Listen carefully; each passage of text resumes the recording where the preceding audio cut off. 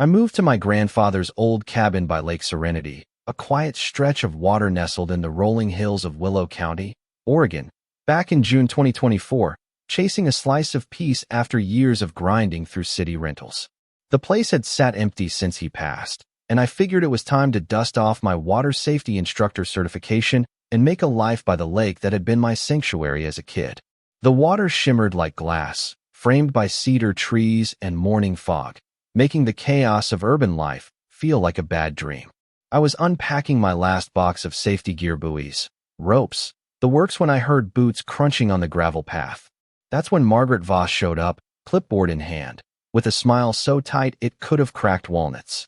She introduced herself as the head of the Lakeview Homeowners Association, a group I'd never heard of in all my years visiting Grandpa.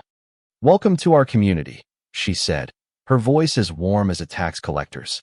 She shoved a contract at me, demanding $200 a month plus a $300 initiation fee for lake upkeep.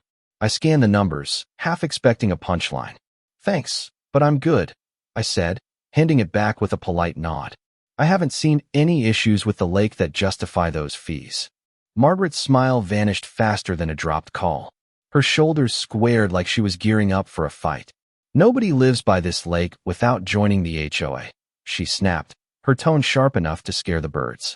"This is community property, and you're trespassing every time you touch that water without paying." Before I could even process the word trespassing, she was on her phone, calling 911 right there on my porch. Who calls the cops over a neighborly chat about fees? It was like watching someone report a lemonade stand for tax evasion. Officer Daniel Harper rolled up 20 minutes later, his patrol car kicking up dust. He was in his late 30s, calm and weathered, like he'd seen too many backyard feuds. Margaret launched into her spiel, waving her arms toward the lake, accusing me of stealing community resources. I tried to explain I'd just moved in and was paying property taxes, but the whole thing felt like a fever dream. Daniel listened, scribbling in his notepad, then sighed. "This sounds like a civil matter, not a crime," he said, snapping his book shut. "Take it to court, not me." Margaret's face turned 3 shades of red, but she wasn't done. "I'm closing the dock for 48 hours until he signs," she declared, as if she could lock up my backyard with a wave of her clipboard.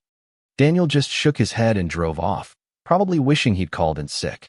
I walked down to my dock afterward, staring at the orange safety buoys I'd set out to mark what I thought were my property lines. Margaret's confidence made me second-guess everything. I'd been paying taxes on this land since Grandpa left it to me, but what if there was some legal loophole I'd missed?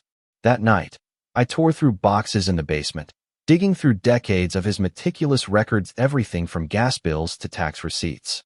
Somewhere in a dusty folder labeled Property Surveys, I found a county document about lake surface rights, written in jargon so thick I needed a lawyer to decode it.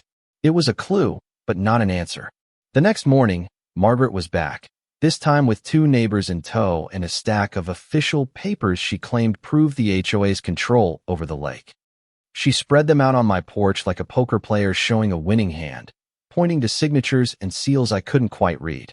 "These are certified bylaws filed with the county," she said, her voice dripping with authority. "You're illegally using our water." One neighbor nodded eagerly, but the other looked like she'd rather be anywhere else, shifting uncomfortably. When I asked to see the papers up close, Margaret angled them away, like I was trying to steal trade secrets. Later that day, Officer Harper returned after another of her 911 calls, and I mentioned my lake's surface tax payments. His eyebrows twitched, like I'd hit a nerve. Margaret's composure flickered, but she doubled down, insisting taxes didn't override HOA rules. Harper closed his notepad again. "Ma'am, this isn't a police matter," he said firmly. "File a civil claim." She stormed off, muttering about official notices she'd post around the neighborhood. Those notices hit the next day, flyers plastered on every mailbox and streetlight within a mile, screaming urgent. Unauthorized lake usage by new resident in bold red letters. They included a blurry photo of me on my dock, making my safety buoys look like evidence of a crime. My address was printed for all to see, which felt like a low blow. Anonymous emails started flooding my inbox, citing obscure county codes and accusing me of resource theft. Neighbors drove by my house, some waving stiffly, others staring like I was a zoo exhibit. By Friday, Margaret staged a community documentation event at my dock, with a dozen neighbors holding signs about fair fees, while she snapped photos like a wannabe director. Half her posse looked all in, but the other half seemed uneasy, avoiding my gaze. Then came a ray of hope. On Sunday, a woman named Ellen Brooks knocked on my door, holding a water bottle like a peace offering. "I live a few blocks over," she said, glancing around nervously. "Something's off about Margaret's campaign." She slipped me a note tucked inside the bottle, a phone number and the words, "Text me." HOA finances are fishy. It was the first crack in Margaret's armor. That evening, my phone blew up with notifications from a neighborhood group chat I hadn't joined. Margaret had posted her 48-hour notice and a call to pressure the uncooperative resident me. The messages ranged from confused to outright hostile, painting me as a greedy outsider stealing their lake. Her manipulation was bold, but I started wondering what she was hiding. Ellen's note led to photos she sent of Margaret's calendar, showing lake inspections and emergency HOA meetings at times when no work happened. One entry logged maintenance during a week I'd been home and seen nothing. Another showed $25,000 in fees collected with no trace of repairs.